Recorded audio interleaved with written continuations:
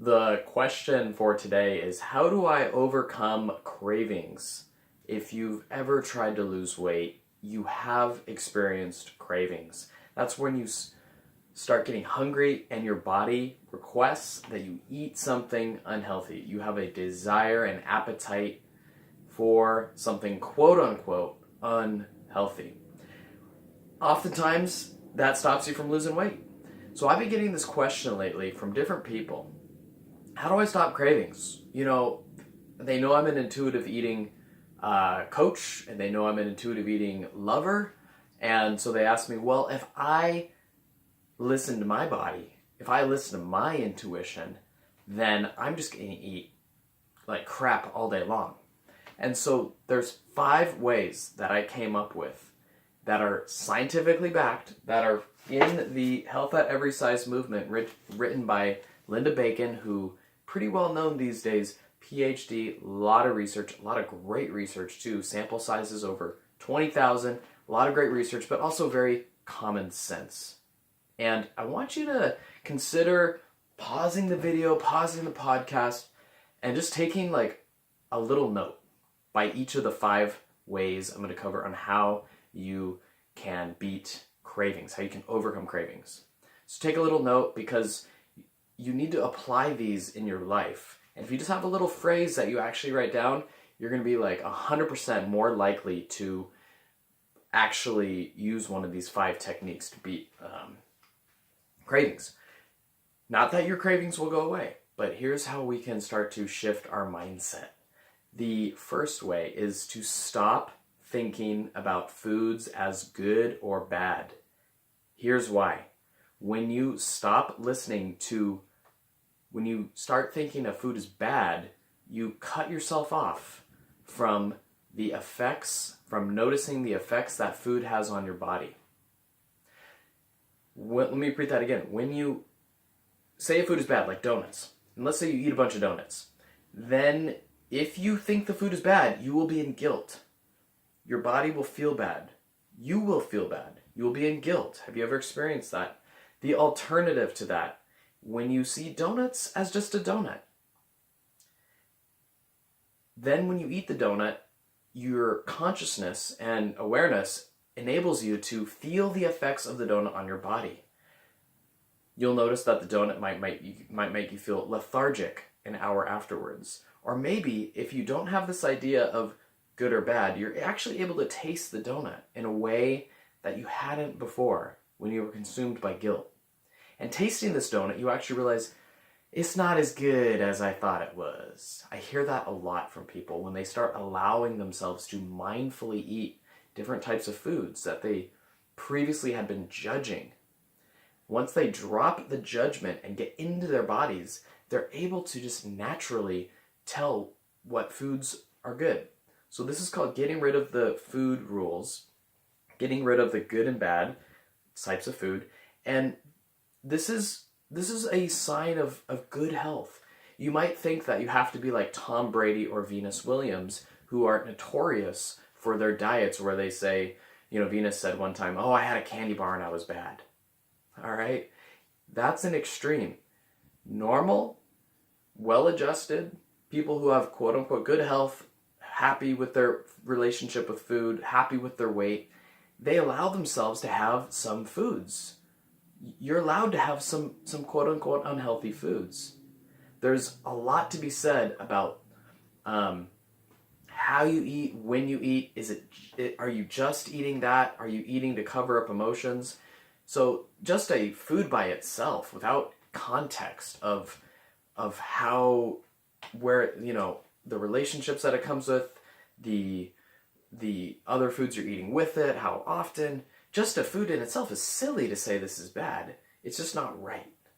So we want to drop the good and bad. That's the first one. When we drop that opens us up to eat more mindfully. Kind of talked about that a little bit already, but it's the second step. That's where you really pause and get rid of any guilt.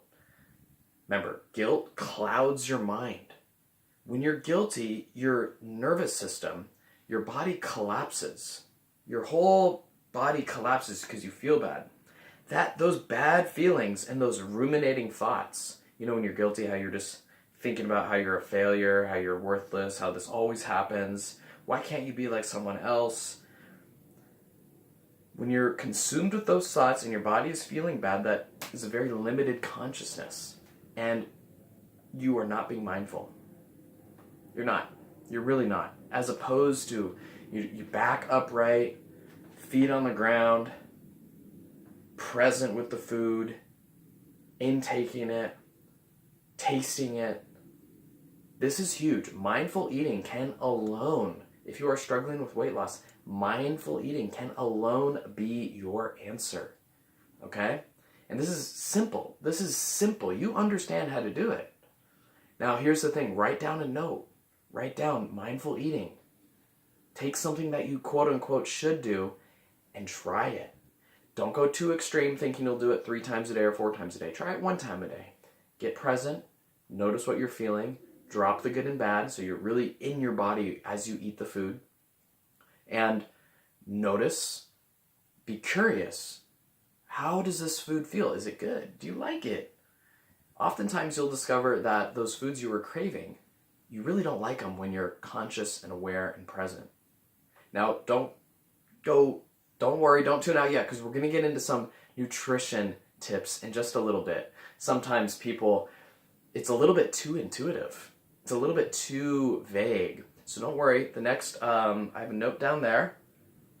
The next 2 tips are, they are nutrition oriented. Now, when we talk about nutrition, quote unquote, there's often a drive to do the right thing. So when I give these things, which are pretty basic, these nutrition pieces, just notice any urge you might have to conform, and especially to feel good about yourself. I see this a lot. People want to find the right thing to eat so that they can feel good about themselves.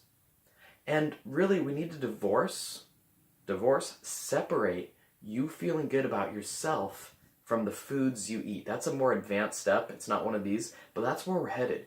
We want to love ourselves no matter what food we're having. And paradoxically, the more love you give yourself, the more your body is going to attune to healthier foods. So before we get into that, the nutrition, I just want to say that. Okay, so nutrition. Yay, everyone's favorite. All right. So we're going to look at your eating habits. And if you go to the blog article, the link is in the description, you'll see a table taken from the Health at Every Size book. And this table just asks about your glycemic habits. So this is a way you can narrow in on your nutrition. A glycemic eating habit is basically you're eating a high fructose corn syrup item of food, and that is going to cause your sugar to spike. It's going to give you that little spike. You might have that craving. Your taste buds might crave these foods. And becoming aware of these foods is an important thing, because some of these foods you might not guess actually have a lot of high fructose corn syrup, although you'll see that most of them do. So how often do you have these on a daily or weekly basis? A couple times a week? None? Okay. Soft drinks, fruit juices, or sweetened drinks. Cakes, pies, cookies, ice cream. Canned frozen fruits or sugary cereals. Sugar to coffee or tea. Candy, jam, jelly, or honey. Refined bread, so white bread. Tortillas or white rice. That's a big one. That white rice, white bread, huge.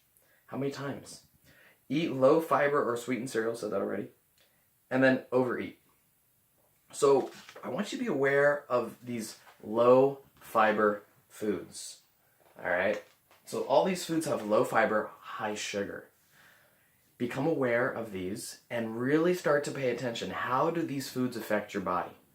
Especially after. Do you feel good after you eat these foods? Become aware of them. But then notice how they affect your body. And by noticing and bringing awareness to how these foods affect your body, you're going to be able to make a more informed decision about whether you want to actually have these foods. Your body's going to be with you on this one, because you're actually listening to your body. When you eat that sugary cereal and you notice how it tastes, you're mindful, you've released all the food rules, and then you notice an hour later you're hungry again. You notice that an hour later your sugar crashes, your energy crashes. When you divorce and you're not feeling guilty, no guilt, get rid of that guilt. Remember, get rid of that guilt. Get rid of that guilt. No guilt. Only learning. Only learning. Separate food from your self-worth. Only learning. Only learning. So the next thing, go towards the fiber. Step 4. Go towards the fiber. So fiber is probably it's basically what's found in plants. So any diet, even paleo or keto, even low carb, even what I believe is just good, sound nutritional science. You know, you have that, even the government these days is saying the plate, you know, a quarter vegetables. Follow the fiber. Vegetables have fiber. Now there's other sources of fiber. If you go to the article on the website, you'll again see a list of fiber. And there's some pictures where you can actually like calculate real quick how much fiber and some recommended servings. Don't worry too much about the recommended servings. Again, I would say just be aware of what foods have fiber and then check in to see if you're getting enough fiber. There's vegetables, fruits, dried beans, nuts and seeds, whole grains, refined grains, and then fiber in your breakfast cereal. You'll have to check the label for that. You can just quickly multiply the number of grains, number of grams of fiber you're having in your diet. It's probably the best nutritional health recommendation I can give. But then again, be careful. You might start to think that if you're not eating fiber, you're a bad person. And we don't want that. That's guilt. That's guilt. Instead, what we want to do is look at, let's say you should be eating fiber. Let's say you've actually, instead of knowing you should, you've actually felt the effects of fiber and you are motivated and inspired to eat fiber. I like that language a lot more. Meaning you've gotten some whole wheat bread, 100% whole. You can check the label for whole wheat bread. It'll say whole wheat as the first ingredient. Say I had some whole wheat bread, some peanut butter, some natural peanut butter, like not low fat, just natural peanut butter. And you can check on the fiber, on the ingredients for that too.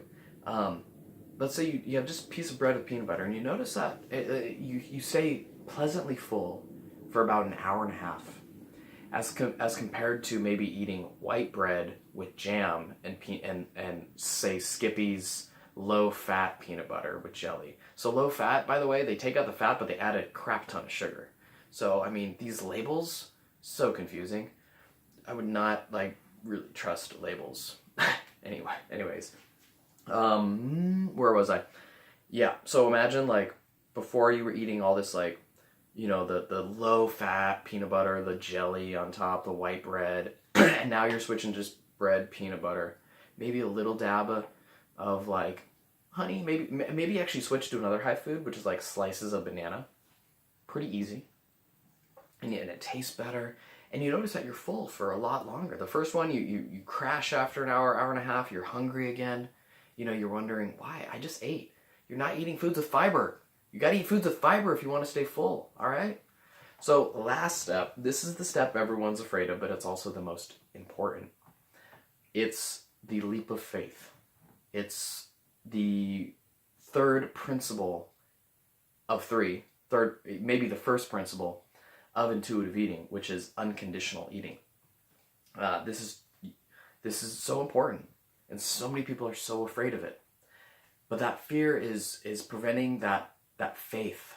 That faith. Someone asked me the other day, how do you so she knew that I switched from around 3 or 4 meals a day to around 2. And I'm not saying you have to do 2. I'm not saying there's anything better with 2 than 3 or 4. But it just felt better that way.